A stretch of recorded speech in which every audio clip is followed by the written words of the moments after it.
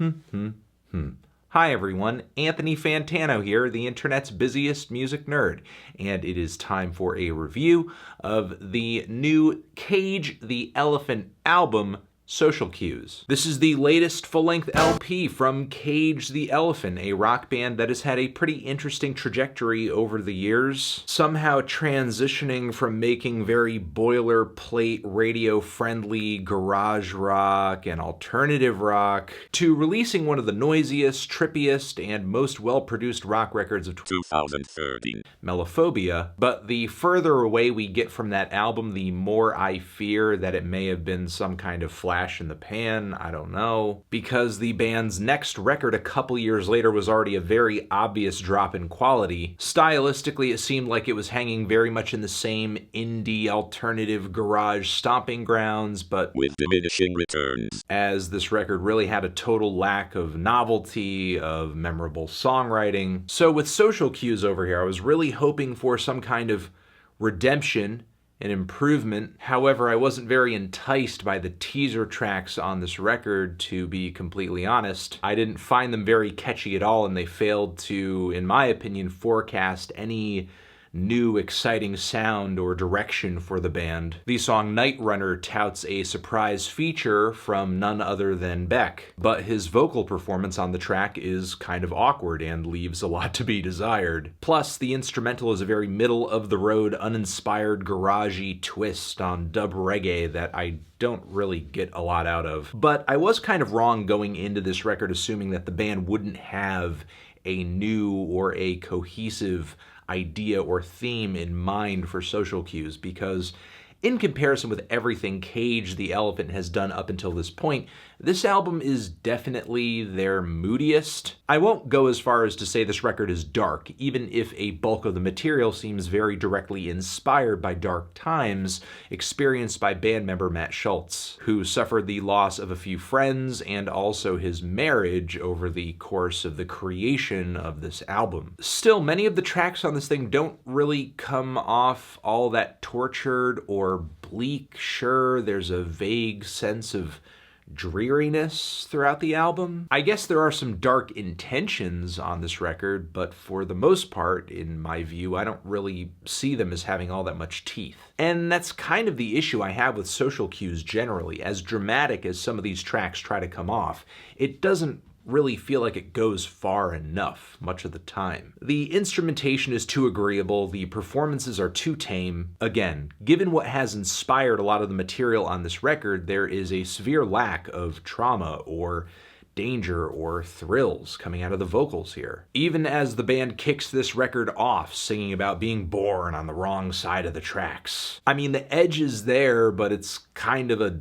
dull edge. It's like being threatened with a butter knife. I mean, sure, it could hurt you if some psychopath is wielding it, but it's still not as scary as, like, you know, a machete. There are tracks on here that feature some eerier instrumentation, but it just kind of comes off sounding like Cage the Elephant are a bunch of dudes wearing color-coordinated blazers at the high school Halloween dance, just like rocking out to some Monster Mash, which is kind of the case on the track House of Glass. Also, the song Tokyo Smoke, which features these really awful faint guitars and these whooping synth sounds in the background that are totally unnecessary. Also, the title track on here, points of which sound like what you would get if you forced the Strokes to write a song that sounded kind of spooky. The song Ready to Go almost feels like a sinister take on what the band Cake might do if you completely strip away the band's typical knack for groove. Also, not much in the way of interesting lyrics on this track, which I think should be more of a key factor in the appeal of this album, given just how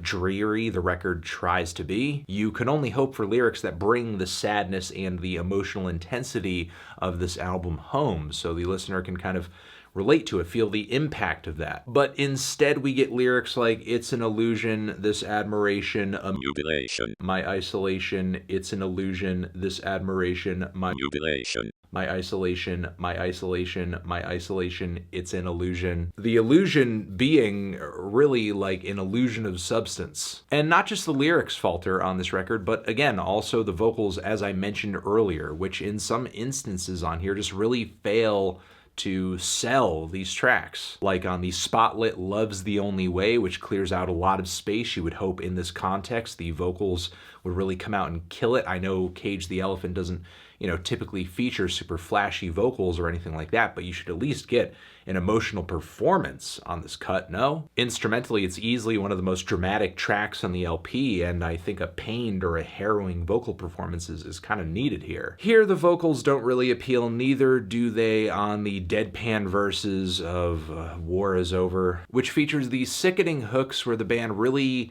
continues to I don't know, lay these very weird expectations at the feet of this very general sense of love. You can build your walls, love will tear it down. You can hide your heart inside a man-made house. You can build your walls, build them to the sky.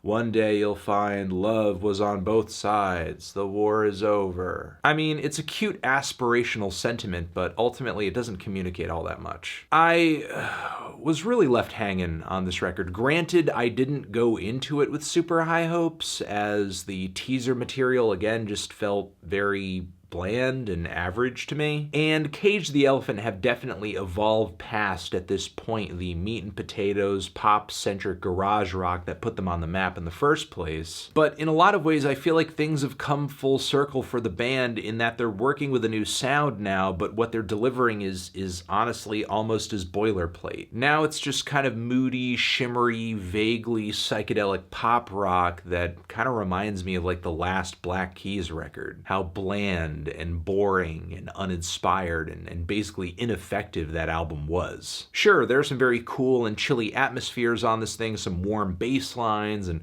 crisp drums, some lovely touches of strings and extra instrumentation on here. It's all produced very well, no denying that. And there are a few songs on here that actually are kind of compelling. For all of its flaws, I do like the intro cut on here quite a bit. The song Ready to Let Go has one of the most solid vocal melodies on the entire record. The chorus bursts beautifully, and Skin and Bones, in my view, is easily the most emotionally potent cut on the entire record. The lyrical visuals of rolling with trauma and trying to move past it and tucking and rolling at the sign of danger or threat was pretty interesting, and I think was a very hard-hitting takeaway from this song and this record. Generally, though, I do find Social Cues to be severely lacking when it comes to style and character, persona, performance, songwriting, and lyrical substance. Again, obviously this album is inspired by some dark times, but for whatever reason the band has somehow managed to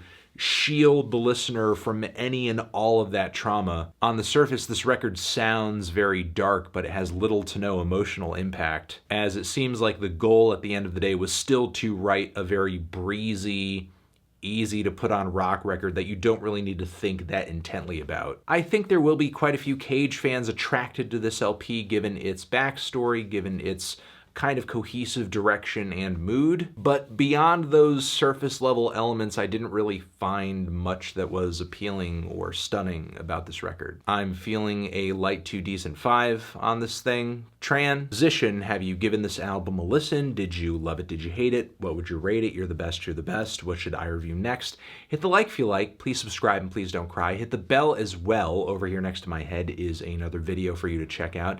Hit that up or the link to subscribe to the channel.